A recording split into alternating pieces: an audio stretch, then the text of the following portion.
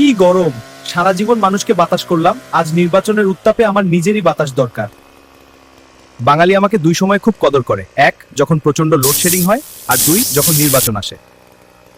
নেতারা মঞ্চে উঠে 24 ঘন্টা বিদ্যুতের প্রতিশ্রুতি দেয়, আর নিচে পাবলিক গরমে আমাকে দিয়ে বাতাস খায়। আইরনি বুঝেন?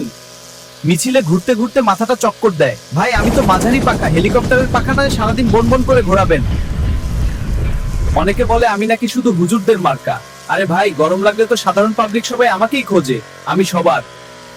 আহা, আজ আমার ভিআইপি মর্যাদা পোস্টারে পোস্টারে চেয়ে গেছি। 12 তারিখের পর আবার সেই খাটের চিপায় ধুলো খেতে হবে।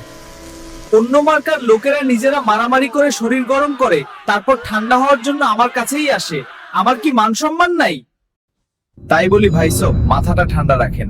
শুধু আমাকে না ঘুরিয়ে আল্লাহ যে মগজ দিচ্ছেন ভোটের আগে, সেটা একটু ঘুরান। নির্বাচনের এই গরম সাময়িক, কিন্তু ভুল বোতাম চাপলে যে বিল আসবে তা কিন্তু আগামী 5 বছর টানতে হবে। সারা দেশে হাত পাখার সৎ, যোগ্য ও দেশপ্রেমিক প্রার্থীদের জয়যুক্ত করে আল্লাহর আইন জমিনে বাস্তবায়নে ডিউটি শুরু করুন।